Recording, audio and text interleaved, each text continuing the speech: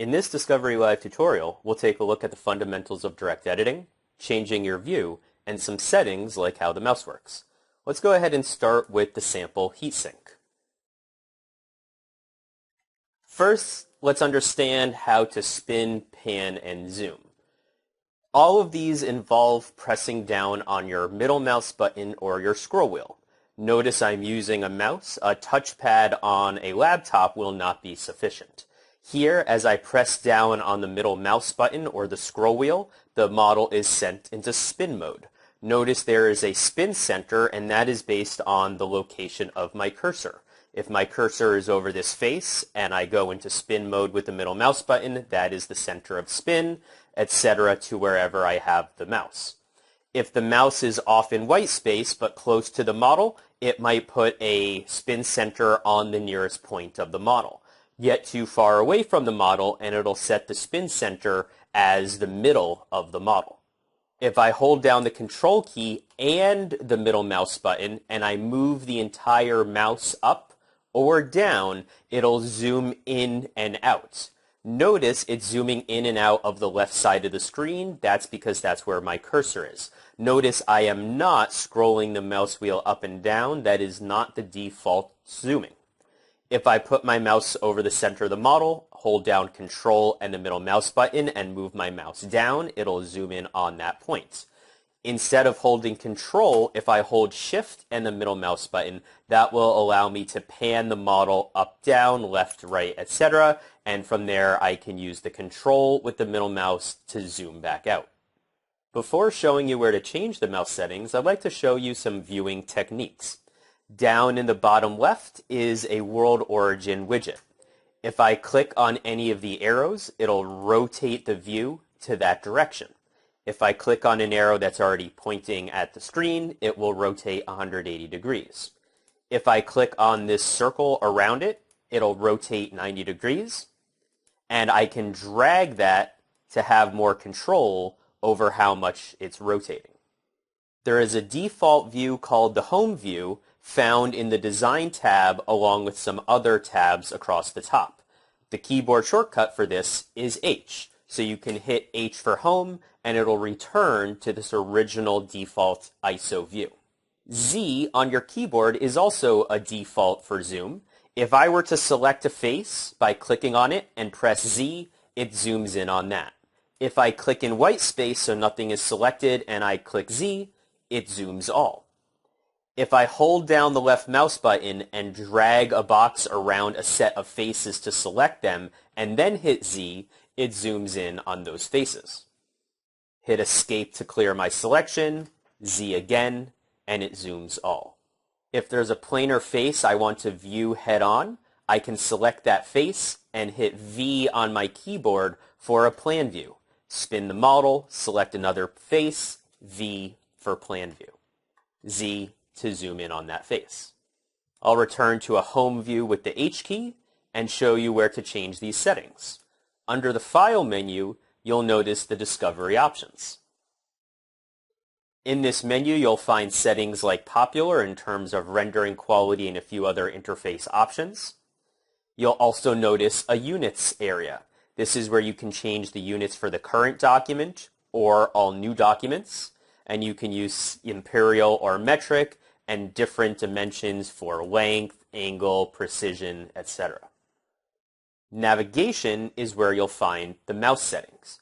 You can change which buttons spin, pan, and zoom. MMB is middle mouse button, RMB is right mouse button, and you'll see different options in these drop-downs. You can invert the direction you zoom. If you prefer to zoom with the mouse wheel, you'll want to set that here to always. Notice it says hold Control to do something we call Query Select. If I exit out of this and I hover my mouse over this top face and I click, that face will become selected. If I scroll my mouse wheel up one, the face in the back is now highlighted, and if I click, that face will get selected. So if my goal was to select the hidden face in the back here, I put my mouse over it, I scroll up one and hold Control and click, it now becomes selected without having to spin the model. If we change zooming to be with the mouse wheel always, you will need to hold Control in order to do that query select where you find hidden geometry. One option that's useful to have on is called Rotate About Pre-Selected Object. If I go back out into 3D and I zoom out, normally when I spin, I'm able to spin in 3 degrees of freedom in 3 rotational axes. With that option on, if I hover over an edge and press on the middle mouse wheel to spin, that edge will be locked in place as I spin the model. I can spin along any of these straight edges, and it even works with curved edges in the model where it places a tangency line to rotate around there. Notice now that I can scroll my mouse wheel up and down to zoom, and I would hold the Control key to query select to those hidden faces. I'm going to return to a home view and change back that scroll setting to the default behavior. For the next part, I want to show some fundamentals of direct editing, and for this I'm going to pause the simulation and hide the results. Now in the Edit menu are Pull and Move, two of the main editing tools of Discovery Live. If I turn on Pull and I select a face by clicking on it, I can now hold down the left mouse button to drag and pull on this face. Notice that when I do this, I'm given a dimension, and I could type in a value. I can also click on this face, and from this menu you'll notice some common buttons. One is called the ruler, and with this I can select something else on the model like a face, an edge, or a point anywhere here. Click to select that, type in a value, and that now becomes the dimension. If I click on this P, notice it says a group has been created. Over in this Groups panel, it has now saved that as a driving dimension or a parameter that I can easily edit later. You'll notice that as I pull on this face, all the other faces in the same plane are updating, and that is only because these are a pattern. So to show you more of the fundamentals of direct modeling, I'm going to right-click on this pattern and delete it. That only deletes the relationship, it does not delete the actual geometry. Now you'll notice that I can edit one without editing the others. With the pull tool, whenever I select a face and drag, it'll pull in its normal direction. I can select multiple faces by holding down the Control key, and you want to make sure you let go of the Control key when you drag. If you continue to hold down the Control key while pulling, it'll make copies. Those copies can then be pulled into solid bodies, but for this operation we don't want to do that, so I'm going to use the undo button in the upper left, or you can click Control-Z on your keyboard. Now if I select faces in different directions, notice what happens when I pull. They all either add or remove geometry as they're offset in their relative normal direction.